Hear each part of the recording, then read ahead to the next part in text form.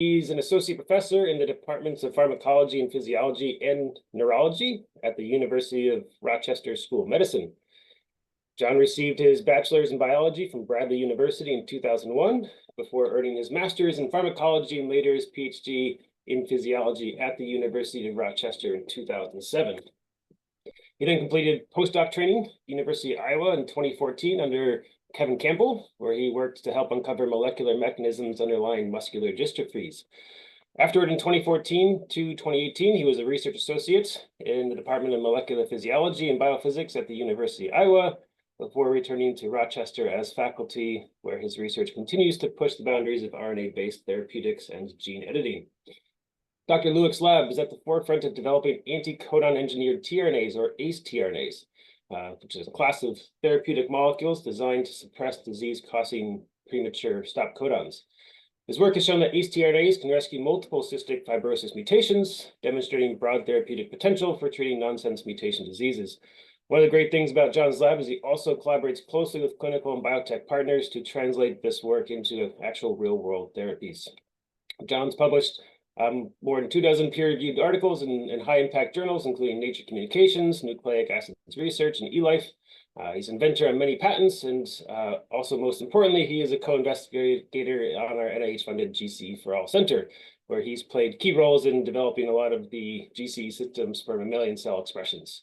He's funded by 2 R01 grants, as well as multiple other grants from private sectors, such as the Cystic Fibrosis Foundation. He's a dog lover and has a dog named Aliquot. And for folks in this audience, I think you can appreciate how unique that is, because most people don't understand what that is. But anyways, John, we are thrilled to have you here today as your speaker. The floor is yours. Thank you so much for the kind introduction, Rick. It's really a pleasure to be here. It was great listening to your work, Erkin. I miss you delivering figs to me in the morning during the workshop. So today I'm going to be talking about development of ACE-tRNAs as a platform therapeutic, and with the subtitle, Does Nonsense to Missense Make Sense? So I'll talk, this is more of an idea presentation with some data, but and it's very therapeutically driven. So what is the problem that we're trying to solve? The problem is nonsense mutations. And so to catch everybody up to speed here, in normal translation, you have the mRNA, shown here in black, right? It's bound by the ribosome. As it trucks along, you generate your protein. Translation stops when it comes to the normal termination codon that ends at every open reading frame in the transcriptome. Nonsense mutations that are stop codons in the middle of the transcript. So when the ribosome reaches it, it dissociates. Translation is terminated. You have a truncated protein that's no longer functional. And also the second hit to this is that the transcript that encodes the protein is degraded through this process called nonsense-mediated decay. All right, and so the nonsense mutations that we're looking at here, we can't control where they are. Nature puts them in and causes disease. This is unlike genetic code expansion, right, where we put in premature termination codons or nonsense mutations in the area in which we want to engineer a protein. John, you didn't share your screen yet, I don't think. Is it not shared? I see it. Oh, you see it? Okay. I see it. My problem then on my end. Okay.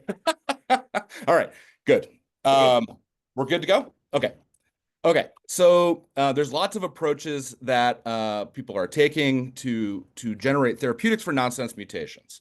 The approach that we're taking is suppressor tRNAs. And so as we all know, canonical tRNAs are charged with, or a tRNA is charged with this canonical amino acid by interactions with the amino acyl-tRNA synthetase. And this is a keyed interaction. That charged tRNA is then bound by EF1 alpha, which I say is like the helmet of an acylated tRNA. It delivers it to the ribosome where it can participate in translation. There are no naturally occurring tRNAs for the 3 stop codons. And so when the ribosome comes across one of them, the A site is not filled, the release factor comes in, binds, and dissociates the ribosome, and translation is terminated.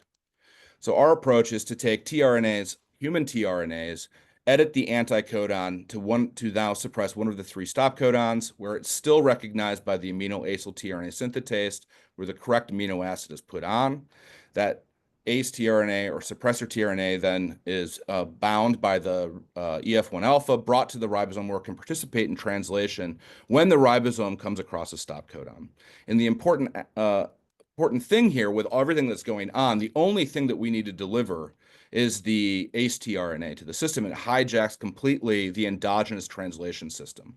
Importantly, we need to deliver enough of this ACE-tRNA to outcompete the release factor. And so this is the biggest problem I think that the field is facing. And so this isn't a true competition. It's actually more like a horse race. Whatever gets there first is going to win.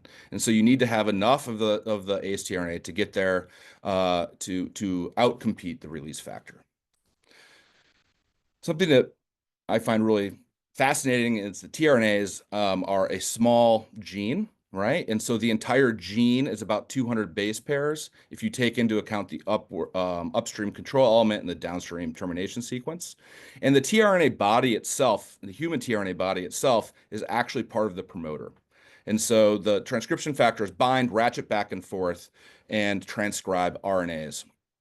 As therapeutic modalities, you can deliver these tRNAs as RNA, DNA, and as virus. And so one of the characteristics that is favorable for this being a therapeutic is that no matter how big the gene is that has the stop codon, right? Genes that in which the cDNA won't be able to be encoded in a virus because of cargo limitations, you can put these ACE-tRNAs into any virus, right? Because of their size. You can encode them as DNA and as RNA. So you're not limited in delivery. And that could be important because delivery may be different for different tissues that you would like to get them into. When we started this, we knew nothing about tRNAs. And we thought, okay, we're going to mutate the anticodon of one of the human tRNAs and try it out. And when we went to the literature, actually, for the first time, we found that this is going to be a more difficult problem because the human genome actually has about 415 tRNA genes. And if you look across other genomes, there's a good amount of tRNAs that are encoded in them. And surprisingly, in bush babies, which are these cute animals over here, there's 45,000 tRNA genes. And so this raises the question is, do tRNAs have different functions? And we think that that's probably the case, and that tRNA genes might act as insulators or open up chromatin and are developmentally regulated and are responsive to the environment. So the next question is as to why are there 45,000 tRNA genes in bush babies? And the only answer to that is that they are really important for encoding the cute genes that give these animals their big eyes and adorable look. Okay, so the approach that we took was that instead of picking just one tRNA, we screened them all. And so here I'm showing you the results from the screen of every tRNA where the anticodon was one nucleotide away from the stop. And so on the top left, here are the glycines, and on the x-axis is just luminescence that comes from a nanoluciferase in which we've encoded put in a stop codon. So the amount of light you get tells you the suppression efficiency of these ACE-tRNAs. And as example, you can see for glycine, many of the sequences were duds when we converted them to suppressor tRNAs. However, 3 worked quite well. And in other families, you can see the amount of suppressions on log scale that you have really high suppression efficiency. So for instance, tyrosine is 1,000-fold over background. Another thing to point out here is that there are 2 families of ACE-tRNAs in which you can convert them to suppress all 3 stop codons. And so that's leucine and serine, whereas other ones, that is not the case. Okay, so what have we done up to now? We've used high throughput cloning and screening, as I just mentioned, to show that we can test all the human tRNA sequences for their ability to be suppressor tRNAs. The big question that I think was now the impetus for a lot of biotech companies to get on board with using these as therapeutics is what about the natural termination codons at the end of every open reading frame? Using ribosomal profiling, we found that the NTCs are less susceptible to suppression than PTCs. And there's lots of mechanisms at play there, and we can discuss that after the talk if you would like. Because we're editing the tRNA, we wanted to make sure that we were putting in the correct amino acid. And so using mass spectrometry, we've actually showed that by mutating the anticodon that they maintain their fidelity. We use them to suppress PTCs in the CFTR transcript that come from the endogenous gene, and we can rescue near wild-type levels of CFTR protein. And recently, we've optimized ACE-tRNA genes to have 10 to 20-fold more efficient PTC suppression, and that they can be delivered as DNA or virally as an optimized form. And we think this is important because it actually lowers the delivery barrier. So you need to get fewer in to have this same amount of suppression efficiency. So with this library, where we can effectively make a wild type protein with a nonsense mutation through putting in a glycine or a cysteine or a tyrosine, that was kind of our first approach. Let's see if we can rescue how much wild type protein that we could rescue from a nonsense mutation. But then thinking about it, we would have to advance every one of these sequences through the clinic, which is very expensive and basically probably insurmountable. So we thought, okay, can we actually pick one ACE-tRNA sequence and see how well it'll work to suppress the stop codons like a TGA and rescue protein function? So for instance, in cystic fibrosis, we have G542X, which is the most common nonsense mutation. We'd like to make it wild type, so we can use a glycine ACE-tRNA to make it a G, or we can use leucine or serine to make a G542L and S. And the same for another common nonsense mutation that results in cystic fibrosis, a W1282. We can make it a W1282L and see if we can rescue protein function. So the big thing that we're trying to figure out is, can one ACE-tRNA sequence be used for many cystic fibrosis nonsense mutations? This will relieve the burden of bringing several sequences forward to the clinic. And on a larger scale, we're looking to develop nonsense therapeutics that are disease agnostic. So a single therapeutic for retinopathies, for instance, caused by TGA in mRNA UGA nonsense mutations.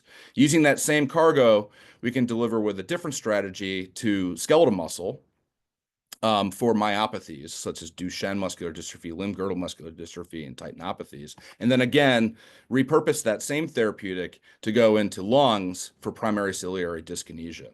And in primary ciliary dyskinesia, there's up to 40 genes that result in this disease with nonsense mutations.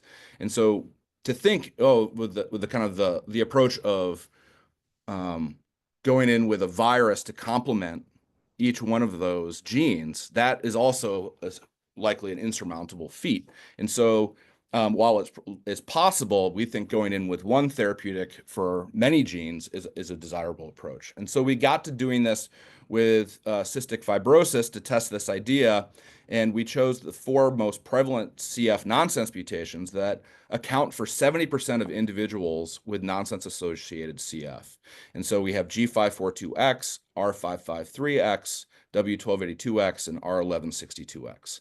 And we went in cells that have these mutations that were CRISPRed in by the Cystic Fibrosis Foundation Therapeutics Lab, with all 3 of our top candidates of ACE-tRNAs for arginine, glycine, and leucine. So using encoded as adenovirus, we went into these cells that have formed epithelial layers and transwells and transduced them, and then waited 4 days and measured function of CFTR using Usine chamber recordings. And that's kind of shown here. You have an upward deflection in current, and that is reflective of how much CFTR channel activity you've rescued. And so that's shown on the y-axis here. We have scrambled tRNA sequences, ARG and GLY and LU, and we've done that for each of the mutations. And you can see that in blue with leucine, that we're able to rescue at least 10% of function of CFTR. And you'll see in these dashed bars here that you have a slight increase in function when we do this, and that's with the addition of Trikafta, which is an FDA-approved drug for missense mutations and some deletions that result in CF. And so we've rescued, it acts on the protein itself, and so you can, when you rescue a little bit of protein by suppressing nonsense mutations, you can boost that with existing FDA-approved drugs. Another really interesting aspect here is with W1282, when we put an arginine in, you get zero function in the absence of Trikafta and a little bit of function with. And actually, W1282R is a missense mutation that results in CF. And we could be able to recapitulate that with nonsense suppression and rescue it with Trikafta. And so the question may be, why are we so excited about just 25% rescue using an adenovirus and transwells? Well, it turns out that airway cells are really hard to deliver to, and that actually our transduction efficiency is about 25%. And so what this tells us is that if we can get the ACE-tRNAs into the cells, we can get robust rescue. But delivery is going to be one of the largest hurdles that we'll have to get over here. Okay, so we also did this in another cell type in collaboration with the Bakeman lab at Utrecht, and these are organoids that are derived from CF patients, where when we put our suppressor tRNAs on, we basically just look for rescue by swelling. So if the CFTR channel is active, chloride will come in, water will follow, and you swell. And so in the presence of our ACE-tRNAs, you can see that we have significant increase in swelling over background. For mutations, for when we put in leucine, and these are in nonsense mutations that I showed you previously. And then on the right here, we're just showing I guess we're showing mutations in which one allele is a splice mutation and one is a nonsense mutation. And our ACE-tRNAs can rescue robust function of CFTR there as well. So what is the function of each CFTR variant? And so big I is macroscopic current, little I is how much current each one of those channels passes. The number of channels is big N, and open probability of the channel. And so each of these are affected by these variables here. The number of channels is actually an effect of the variant of the channel, so how well it traffics to the surface membrane in folding, and also PTC suppression efficiency. So how well does that stop codon actually get suppressed? And to answer that, we developed this assay where we use the context of CFTR in a dual fluorescence reporter. So we have positive M neon green. Every cell will light up green. We have the stop codon with the context of CFTR, and then M cherry at the end. And so if we're able to suppress that stop codon effectively, the cells should turn red. And so now we're testing the impact of the nucleotide context on PTC suppression. And so shown here in a radar plot where moving out is how many cells have turned red, we've delivered each one of our ACE-tRNA. And so I think and we've done this at low, medium, and high concentrations of ACE-tRNA that we've transfected into these cells.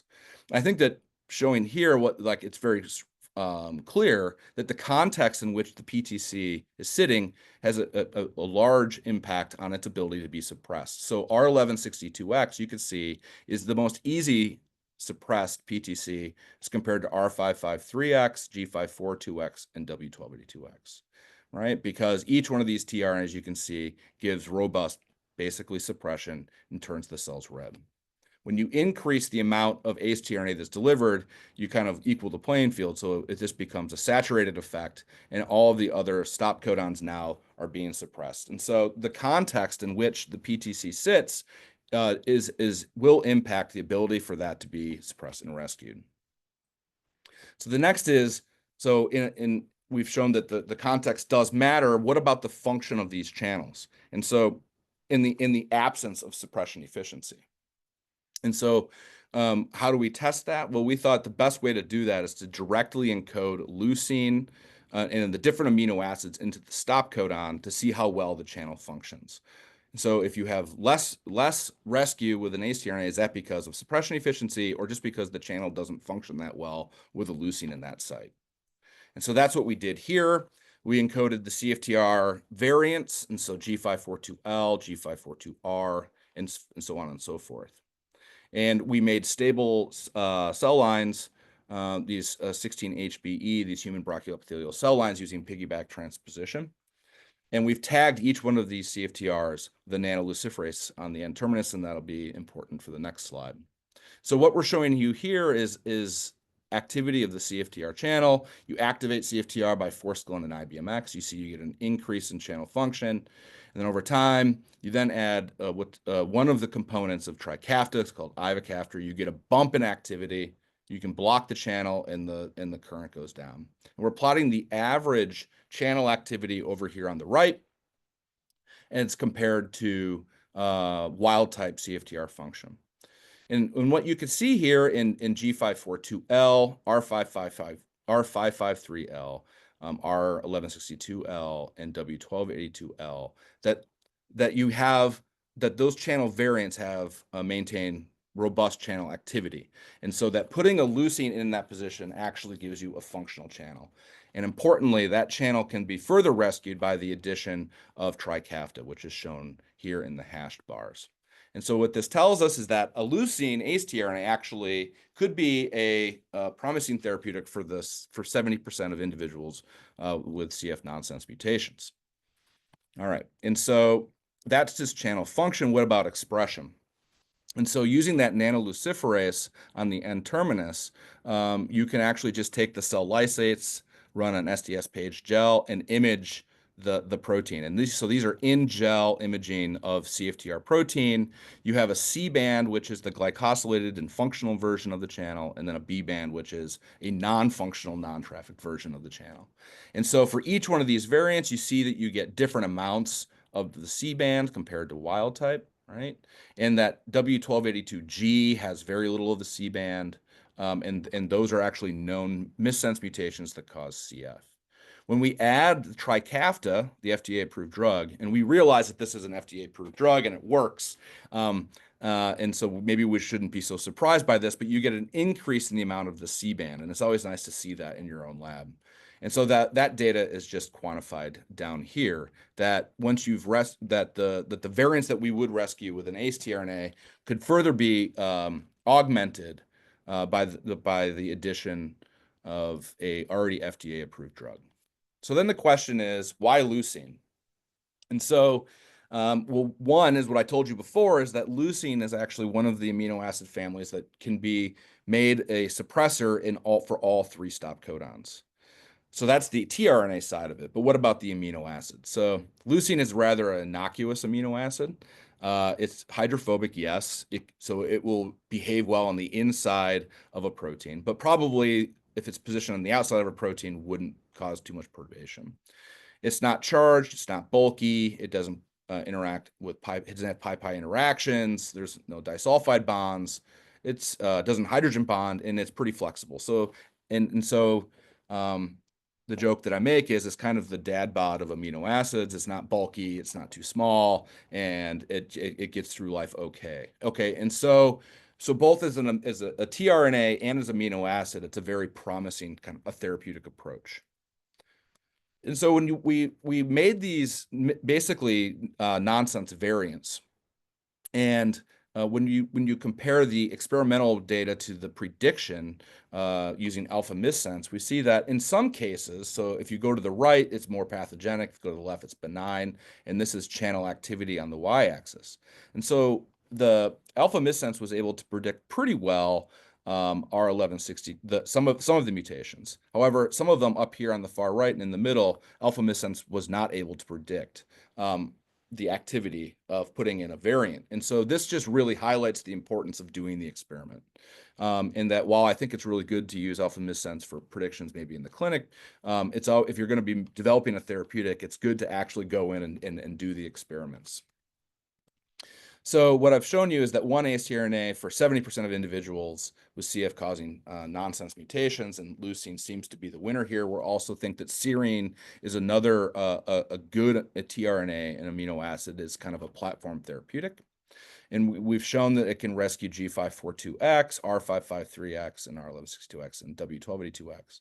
But we're really interested in expanding this into other diseases, and we're actively looking into this now. So we think that proteins like dystrophin, there's very few missense mutations, and it's a long rod-shaped protein, would be a really good candidate for putting in these nonsense variants. So leucines into nonsense mutations. Titinopathies, titin is another long rod-shaped protein, and we think, and there's very few missense mutations that result in titinopathies. And then in another kind of class of disease, primary ciliary dyskinesia, where there's up to 40 genes that result in this disease, to go in with one therapeutic, I think is an exciting idea.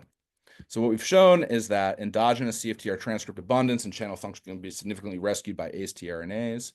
That one ACE-tRNA sequence can rescue functional CFTR encoded from an endogenous gene. Future directions to determine how many CF nonsense mutations can be functionally rescued by one ACE-tRNA.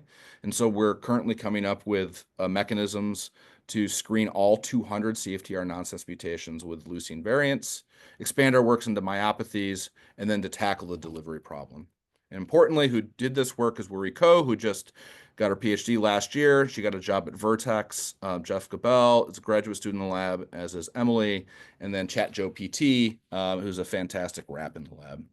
And lastly, I'd like to thank all of the members, all of my collaborators, and of course, my funding. And with that, I'll take some questions. Awesome. Thanks, John. Really wonderful talk. Are there questions from the audience? I think we have one in the question box here from Emerson. It says, hi, John. Thanks for the presentation. This is more of a comment than a question. As you are interested in the channel's function, I recommend measuring non-stationary noise analysis to determine the single channel conductance, number of channels, and open probability in the same experiment. Otherwise, it is hard to disentangle those. Any comment on that? I appreciate the comment. I have done non-stationary noise analysis in my past, and I will not be repeating that. I used to have a full head of hair. It was beautiful, curly, and luxurious. And after that, I did not. But Emerson is correct that is actually a very good way to understand each one of those components that I talked about. We'll actually probably go in and do single channel recordings and get actual physical measurements of open probability single channel conductance. And then use traditional Western blots for understanding how many channels are at the surface membrane. That's a good comment, but thank you. Yeah. Erkin. John, great talk. I was looking for sending hearts, but maybe the speakers can't send hearts. No, it's really great. So I was wondering while you were talking about finding a universal tRNA body, have people looked into delivering the tRNA gene alongside with the orthogonal synthetase gene, like to, take the equation out of the native synthetases, because we could evolve synthetases, orthogonal synthetase pairs for natural amino acids in that. Yeah, right? Yeah, absolutely. I like that. And so I think so. What we have done that. So we've done that with our. We haven't published this. So we have some ACE-tRNAs that don't function well, and we were wondering why that is the case. And we thought it was the interaction with the tRNA with this synthetase that we kind of broke when we made it a suppressor. And so we tried to answer that question. We overexpressed its endogenous synthetase, and when we did that, we increased its function, basically saying that yes, it is that we broke this interaction, and then if we can change the synthetase to make it more efficient at charging that now edited tRNA, that we'd have a better system. And I think that that's a cool approach. The thing that we're thinking about as a therapeutic, though, is delivery, and so we'd have to then deliver two things. Right, and does that, I just don't know, does that become exponentially more difficult to deliver? It does. Yeah. Okay. Yeah, it does. Delivery, I think, is the biggest problem that we're trying to face now. And so I get, we've done some things where we've encoded proteins and tRNAs together. We have some data that shows that actually isn't the best thing to do. So you'd have to go in with two modalities. But it's an interesting approach, and I think that we're playing around with it, but ultimately I think it's going to be just delivering the tRNA and making it work the best. Yeah, great. Thanks. Okay, cool. Any other questions from the audience? I guess I have a real quick one, John. Your PTCs there are, it looked like most of the ones you were showing were intracellular sites for. Yeah, exactly. Do you have any idea how much do these suppression efficiencies change or get better or worse if you put them, like if they're in the membrane or extracellular? Because I'm sure ribosomes slow down, speed up based on how they're feeding things in the membranes. How's that work?